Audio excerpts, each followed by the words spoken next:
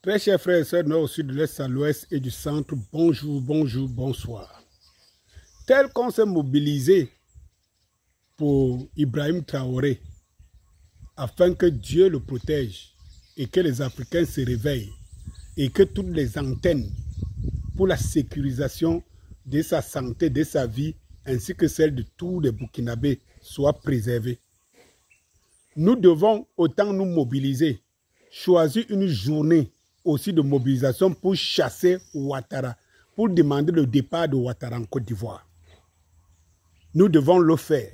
Et je vous dis que l'urgence est signalée. Les gens vont me dire, oui, pourquoi vous vous occupez de Ouattara en Côte d'Ivoire, vous avez votre poteau, président Paul Biya. Paul Biya ne s'immisce pas dans les affaires des autres. Dans sa faiblesse et dans parfois sa petite lâcheté, c'est juste pour le Cameroun. Et alors, je ne sais pas quand Paul Biya a été cité pour la déstabilisation des régions d'un président. L'urgence est encore signalée d'autant plus que le monde entier, y compris les Américains, les Français, les Anglais, le monde entier comprend le combat d'Ibrahim Traoré, le combat de la souveraineté africaine, ça dit que total. Et nous savons que les impérialistes organisent, vous savez que Africom est en train d'installer sa base en Côte d'Ivoire. Nous savons que Ouattara ne quitte pas parce que les Français le maintiennent là et les autres impérialistes afin de faire le sale boulot pour déstabiliser la seule issue que l'Afrique a tracée aujourd'hui pour son émancipation totale, pour la liberté de son sol, de ses minéraux, de ses biens entiers. Ouattara se présente comme l'épine pour empêcher l'Afrique d'avancer parce que de toutes les façons, si quelqu'un va me dire que Ouattara, il est président ivoirien et coupez-vous de vous. Si Ouattara ne s'occupe que des Ivoiriens, il peut en faire ce qu'il veut. Il peut même vendre toute la Côte d'Ivoire. Il n'y a pas de problème. C'est-à-dire qu'il peut même donner, il peut même demander, qu'il décapite même les Ivoiriens. Ils sont responsables. À peu près comme nous, le Camerounais, sommes responsables de ce qui nous arrive. Parce que nous ne sommes même pas plus élevés que le système qui nous gouverne.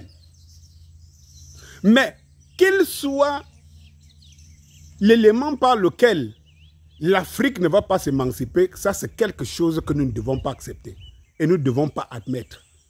Donc autant on se mobilise pour que son petit, c'est même son fils, Ibrahim Traoré, atteigne ses missions qu'il s'est données et qu'il suit fidèlement sans attendre l'aval de quelqu'un. Autant nous devons nous mobiliser pour chasser Ouattara, qui est un problème, une épine dorsale de l'Afrique, qui est le représentant des idiots utiles et inutiles de l'Afrique et qui l'assume très bien. Le monsieur Winini, il a son coéquipier ici au Cameroun, d'ailleurs même qui avait dit que son modèle c'est Ouattara. Il s'appelle professeur Maurice Kamto. C'est le monsieur Winini. Est-ce que tu seras candidat? Ah non, non, il faut que j'aille me reposer, je dois m'acheter. Et puis, pape, il est candidat. La mandature qui arrive, et tu es candidat, ah non, non, non, non, c'est pas possible, vraiment, vraiment, il ne faut pas que, pape, il est là. Et donc, ce genre de personnes, l'Afrique doit se débarrasser de ça. Parce que c'est à travers toujours des noyaux comme celui-là que les Occidentaux finissent par reconstituer, même quand on sait qu'ils étaient peut-être à la dernière canne, hein, je vais dire quoi, comment on appelait encore cette histoire qui, donc on nous disait, il y avait, quand on était plus jeune, bref, je passe dessus pour ne pas perdre de temps. Donc, même s'il ne reste que la queue se reconstitue, ça veut dire que vous avez coupé, à un moment donné, vous laissez là, la queue va se reconstituer. Non, il faut absolument, autant on se mobilise, c'est plus facile de tuer la nébuleuse, de se débarrasser de la nébuleuse que de la combattre. C'est-à-dire que pour se mettre à la défensive. Parce que la nébuleuse, elle ne va jamais s'arrêter. C'est comme je dis, le sorcier, lui, ne va jamais abandonner un combat. Tant qu'il ne se rend pas compte qu'il va se brûler, il ne va jamais abandonner. Autant vous le laissez, autant il recommencera. Autant il recommencera. Ouattara est une gangrène, est un mot. Ça dit que c'est vraiment. Quand j'ai fini de le dire, je ne dis plus rien. Bon week-end.